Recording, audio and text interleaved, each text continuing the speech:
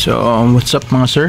So ito na si flash natin. So ito na yung update nya. So naka open total body po tayo. So tinanggal natin yung airbox, yung battery nilipat natin, no? So dito banda, tapos yung ECU dito banda sa gilid ng total body. So tapos nagpalit pala tayo ng battery, no? Yung battery na pang Honda Beat kasi maliit yun, no? So pwede natin masingit dito. So ngayon ipaparimap natin to, no? Kasi naka open total body. Tapos yung pipe pakalkal natin, no? So dapat parimap natin yan. So hindi naman yan katulad ni Raider 150 carb na konting pihit lang sa carb adjust, goods na, no? So ayan siya, no? So far solid yung response niya, no? Since naka open total body na siya, no? So maganda na yung hatag niya, no? So may ano lang tayo, no? May issue tayong itatakil ngayon, no? So regarding to sa coolant issue ni Flash, no? Flash X, kasi madami tayong nakikita na nagpo-post sa Facebook group ni Flash X na palagi na lang silang nagdadagdag ng coolant sa kanilang radiator or reservoir, no? Halos baga ang bagong-bago pa lang palagi na nag-add ng coolant. So unang-una, so yung issue po talaga ng Flash X, yung galing kasa, is yung leak, no? Yung leak ng coolant, no? So yung akin is meron din po, no? So maswerte lang ako kasi tinanggal ko yung leak shield ko. So pag nung nag-test ride ako, nakita ko agad, no? So yung leak niya is yung sa may thermostat niya, no? So i-attach ko na lang yung picture dito sa video. So hindi ko na na-picturean yung thermostat, no? Pero hindi ko hindi ko pa nagginalaw, no? Kasi sabi ng Lucy is pag may issue sa makina dalhin agad sa kanila kasi under warranty pa naman, no? So tinawagan ko agad yung Lucy, yung collector, kasi meron kasi siya na Flash 150X, tapos ganon din yung issue, no? So yung sinabi niya sa akin is, ang sabi ng mekaniko ng Rusi is dadagdagan ng coolant, tapos hayaan lang kasi pag nagtagal nawawala rin daw yan. So sabi ko, ba't ganun, no? So ba't ganun? Kasi kitang kita visible yung coolant na tumutulo, lalo na pag binibirit mo talaga, tapos titingnan mo tumutulo talaga yung coolant, no? So delikado po yun, no? So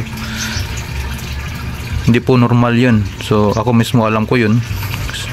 Yung may mga alam sa motor, yung may konting alam po na hindi po normal yun, no? So delikado po yun. So tinawagan ko ulit. So sabi na mekaniko, tinext ko na yung manager. So sabi daw ng mekaniko is normal lang daw yun, bibili lang daw tayo ng coolant, tapos lalagyan lang daw. So tangina, bakit gano'n, no? So may sniper naman ako, no? Isang taon ni kahit isang tulo walang nawala doon, no? So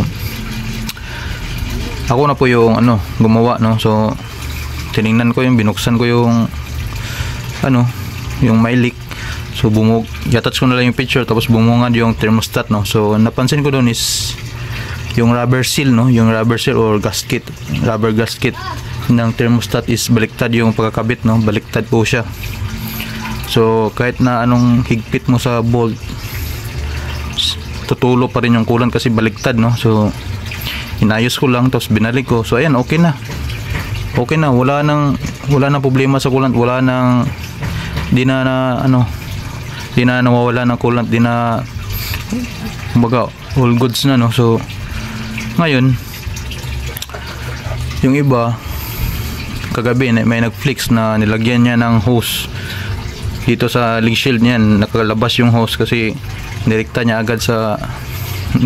ata sa radiator o sa reservoir. Kapag nagdagdag daw, hindi na daw hassle kasi hindi niya tatanggalin yung leak shield, no? So doon na niya lang kumbaga isasalin yung coolant sa hose na nakalabas dito sa leak shield. So sabi ko, anong klaseng mekaniko yan, pre, no? So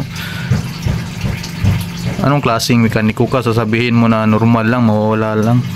So yung mga naman walang alam, lalo na yung mga first time pa lang naka water cooled na motor, siyempre follow yun, siyempre mekaniko ng Rusi yan di ba?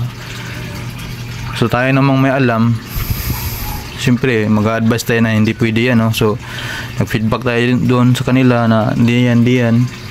So tayo pa yung mali, tinawanan lang tayo, so unang-una po, hindi po normal yung wala pang isang buwan yung flash mo, palagi ka na lang nag-a-add ng kulat, so yung sniper ko nga isang taon, yung isang tulo walang nawala. Tanungin mo yung naka-sniper, naka-Raider 150 Fi, naka Honda GTR, kung aabot na ng 3 taon yun, kahit dalawang tulo ng kulat walang nawala. Kasi may 3 reason po kasi yan kapag nababawasan yung coolant natin. Unang-una po doon is yung leak, yung leak ng coolant, check nyo yung mga hose, radiator hose, yung radiator cap, or yung water pump, Pangalawa is yung singaw, so kapag may singaw, syempre nag-evaporate yung pag umiinit na, pag nagra-rides, syempre may singaw, so nag-evaporate po yung coolant. So yan po yung reason, so pangatlo is yung major na talaga, is yung blown yung head gasket, sabog yung head gasket. Since brand new naman si Flash, so imposible mangyari yun, so naras dalawa lang, so sa mga may issue ng coolant, punta nyo po doon sa Rusi. Kung ayaw nilang i-fix, dalhin nyo lang sa sa mga shop na trusted, pa-check nyo kasi hindi po normal yan. So paano po yan kapag nagra-rides kayo, may baon kayong coolant? So yan, so delikado po yan mga sir, so habang nagra-rides kayo, hindi nyo namalayan, wala nang laman yung coolant na yung radiator, ubos na yung coolant kasi habang tumatagal po, lalakas po yung leak na yan. Hindi po yan kusang nawawala hanggat hindi nyo inaayos, hindi nyo pinaayos. So kapag nag-overheat yung flash nyo, kapag nag-overheat si flash, wala na, finish na,